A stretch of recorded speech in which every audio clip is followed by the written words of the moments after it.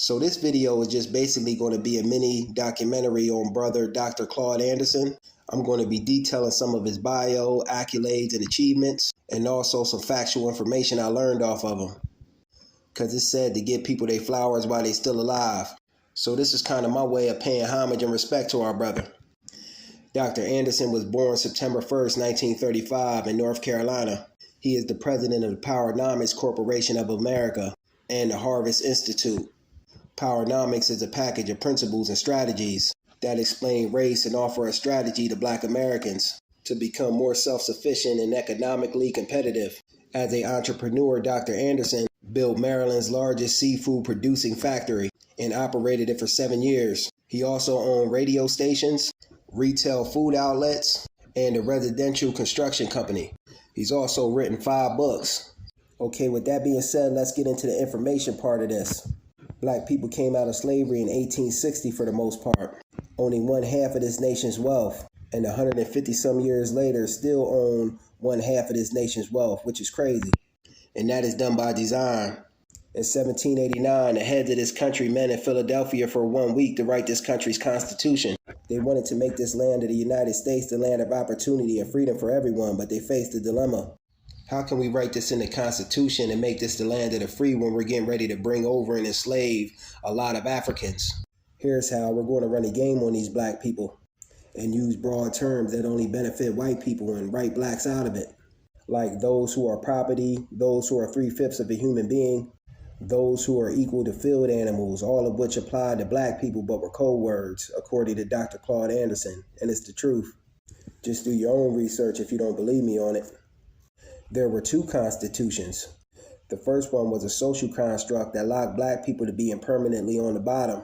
Then they had a reconstruction which took place from 1865 to 1875. They were at one point trying to redo the Constitution and give black people a chance to gain some wealth and get a foothold, etc. But the United States Supreme Court jumped on it and said, we'll have none of this, and they shot the idea down. In 1875, Reconstruction only lasted for about 10 years. Then they finally said, we'll set them free, but we won't give them no land, no resources, no money, no rights or privileges. The first Supreme Court justices were slave owners. Do your research. In the 1960s, instead of our people asking for integration, they should have asked for land, money, and resources so we could have built our own. Integration really hurt us. Integration really hurt our people because it took black money and gave it away to everyone else.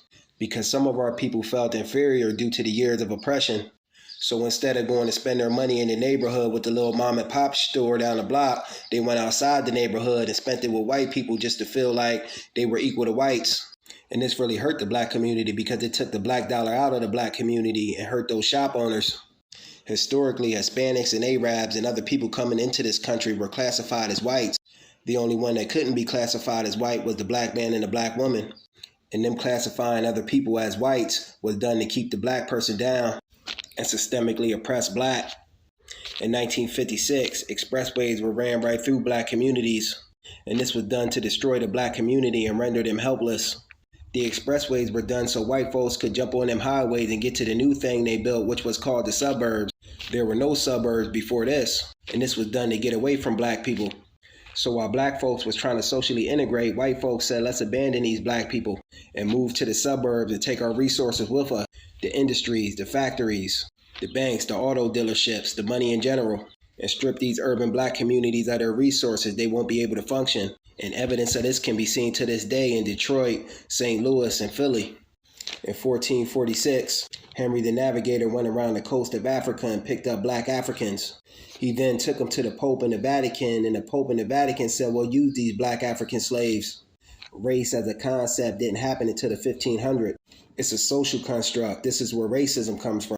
In a race-based society, you'll never have equality. It's impossible. Dr. Claud Anderson. The whole point of a race is a contest. You don't go to a Kentucky Derby to have all the horses win. Black people need to build businesses, institutions, communities, educational systems. You go all around America, you'll find a little Havana, a little Italy, a Chinatown, but you'll never find a little Africa or a black community. Black people go to college and get a master's degree and never master anything, Dr. Claud Anderson, because they have to go outside of the black community to obtain employment. We have no wealth base. We got to start building black communities. So you're dependent on other people to be able to use your education. This is no good, no bueno. White society sets the value to your education. So you can have a doctor's degree, but I'm going to pay you what I want because you have no place to use it. You can't go to your own community to use it as your community base.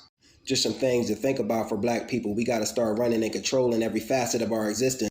Black people do $2 billion on Air Jordan, $4 billion on liquor, $30 billion on hair and beauty, millions on video games and children's cologne. We got to start becoming serious about money, economics, and controlling our own.